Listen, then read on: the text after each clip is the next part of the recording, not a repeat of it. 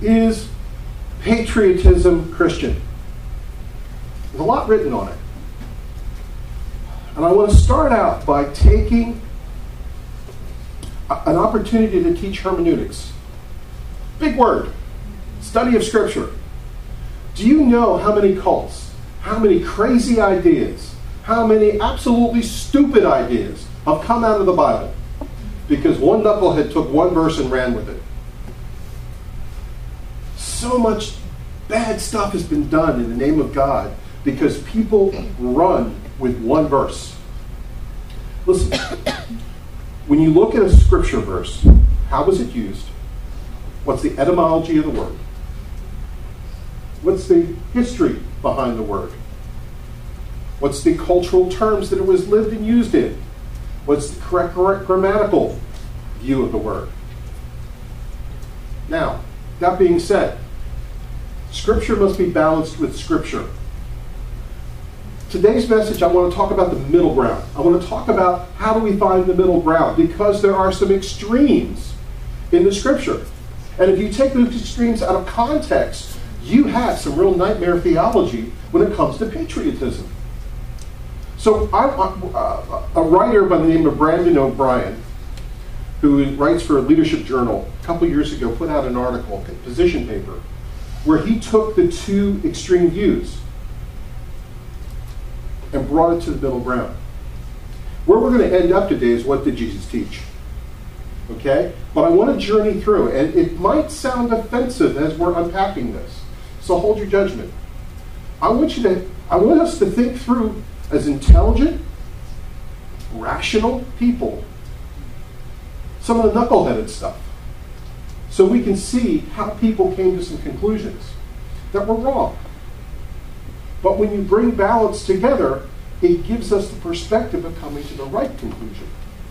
So, it all started over a flag. Did you know that? Brandon wrote in his article that he had a friend from Austria who went to church with him when he was in college. And the first time his Austrian friend went to church with him, something happened. After the service, he could sense that his friend felt awkward. There was something bothering him. And he asked his friend, tell me, was it the music? Oh, no, the music is fine. Was it the message? Oh, no, the message was really good. Did somebody offend you? He goes, yeah. What's with the flag? Why is there an American flag in a church? Okay, now, I grew up in an independent Baptist church. Certain times of the year, we put them all out because we had missionaries in 140 countries. And we had this big cathedral room, which really looked, when it was decked out, awesome, with 140 flags all around it. So we didn't necessarily put one over and on another. I would never have thought twice about that. This week when we were doing our load-in at the food pantry, we loaded about 1,500 pounds of food. And we had some college students in. And all these college students were from Texas. And we started talking about flags. Do you know that the only flag in the world that is allowed to be flown equal to the American flag is the state flag of Texas, because they were a country who voted to join America. And there is a constitutional provision for them to fly their flag equal to the American flag at all times. And they're the only state legally allowed to succeed, to lead if they want, because they voted to join. That would be secede. Secede, thank you. I apologize. That's okay. Anyway, I was like, whoa, flags are an issue. Man, if you need a lesson in protocol to understand half of this stuff. Well, the average church doesn't have a protocol officer. We normally have some war vet who paid a dearly high price. And all of a sudden, it's put front and center.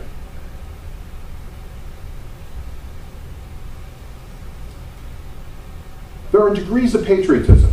At a minimum, the word denotes love, devotion, and a commitment to protect one's country.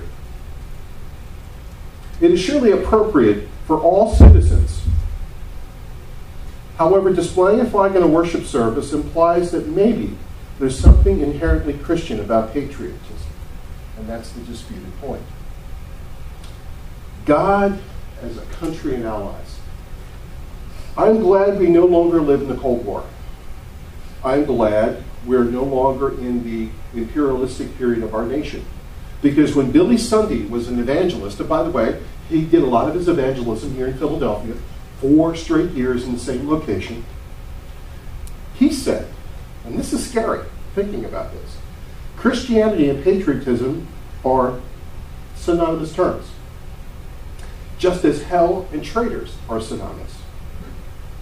Many Christians see God's goals as their country's goals, as one and the same. Therefore, it is not just their civic duty to love and support America, it is also their Christian duty. Billy Graham, during the service, what's the word I'm looking for? When he did his thing, 3-4 days in a row, what do you call it?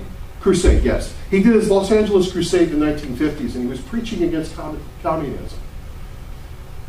That preaching against communism launched his career. You see, people who hold to this view take Paul's teaching on Christian relationship to civic government in Romans 13 to an extreme. I'm going to move this down because it keeps making noise. Let everyone be subject to the governing authority, Paul writes, for there is no authority except that which is God that has established. Any rebellion to sin against government is rebelling against what God has instituted. 2, the relationship between rulers and citizens seems clear in Romans. The ruler is God's servant for good. Thus it is to be unpatriotic to oppose God. This extreme point of view fails to take in the historical context of Paul's letter. Do you understand? In the Roman society, 99% of every human being under the Roman rule were slaves. They had no choice.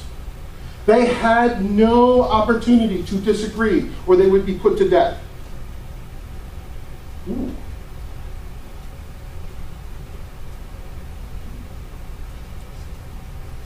You see, Paul's writing in Romans 13 as an American really does make sense when you put it in our context of our society.